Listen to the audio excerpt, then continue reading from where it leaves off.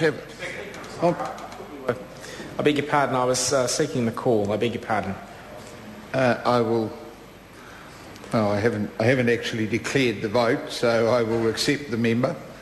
Charles Chevelle. Thank you, Mr Speaker.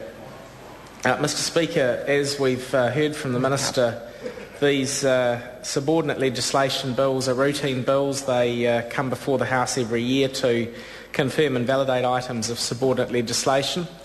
Sir, the point I wanted to make, and the reason I've taken a call in what is not otherwise, I anticipate, going to be a contentious debate, is that subject to any comments that Mr Mallard may want to offer later in the debate. Now. We'll leave her out of the debate, please. The important point to make really arises out of what the Minister said about the Select Committee's scrutiny. And it's true that the Regulations Review Committee had this bill referred to it, and that we reported the bill back without any recommendations for amendment. But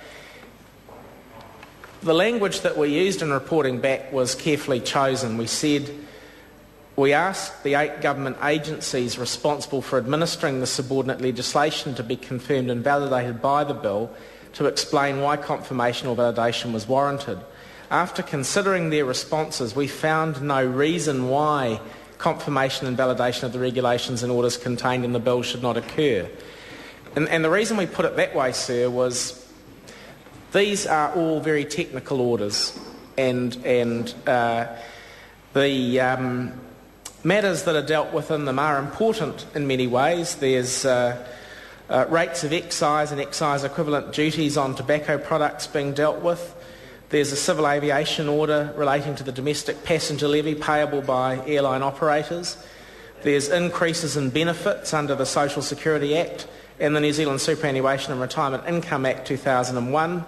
There's orders relating to road user charges. There's orders amending and validating free trade agreements, in one case the Malaysia-New Zealand Free Trade Agreement. There's levies imposed under the Biosecurity Act and some matters relating to fees under the Animal Products Act. So there are matters that are dealt with in the legislation that are no doubt important to a wide range of people in the community. The point we made in reporting it back the way we did was that it's actually very difficult to give this sort of legislation the sort of scrutiny that I think members in the House might think a Select Committee should give this sort of technical, detailed legislation.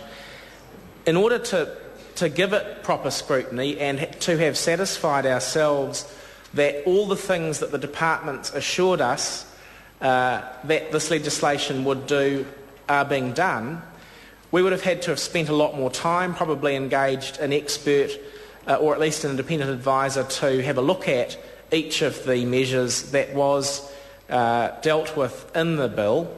And the committee chose not to take that approach. It hasn't ever taken that approach, and the committee didn't differ from that approach on this occasion. So my point is, sir, we've seen enough examples of the House passing legislation and then having to go back and fix things up. There have to be better ways to deal with routine legislation. There is a proposal in the legislation bill that effectively reenactments or simple machinery provisions can be certified to be such, and they'll go off to effectively a parallel committee and not be subject to the 3 readings and committee stage procedure.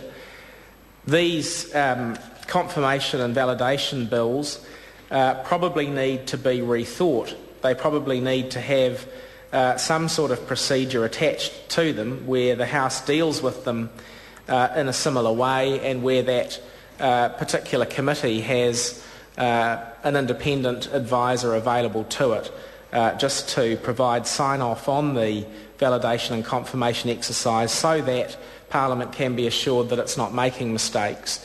The point to make is that the House today is reliant on the committee's recommendation that the bill be passed. The committee itself is reliant on the departments having acted, as they no doubt have in good faith and with care, to make sure that the confirmations and validations that are contained in this legislation are actually necessary and do what it is said in the explanatory note that they do. But the detailed technical scrutiny as to whether they have in fact done those things was not conducted by the Regulations Review Committee. It has never been conducted by that committee. If it were, the committee wouldn't have time to scrutinise the regulations that, as you know, sir, are required to be looked at every week. And so either in future this needs to go off to another committee, I can't think which one it would go to, or it needs to go to some other body that this House might choose to create. And obviously there are opportunities coming up to have a think about procedures and other bodies. As I've said, the legislation bill is going to be coming back to the House at some point. And I think it would be useful if the acting Leader of the House, in his capacity as Minister of Justice, were to perhaps have a think about this issue, to reflect on it with officials and with one or two of his colleagues, certainly members on this side. My colleague, the Shadow Minister of Justice, and I would be very happy to have a discussion as well about what the possibilities might be, as I'm sure the Shadow Leader of the House would be prepared to join in that conversation. But the fundamental point is that scrutiny is one of the important jobs of this chamber. Some scrutiny has occurred of this confirmation and validation bill. It's been the same scrutiny that's occurred in the past, but Sarah, I'm not sure that it's the most satisfactory procedure by which to deal with these bills. And I did want to make the point in this combined second and third reading speech that maybe it's time to have a look at doing it a different way.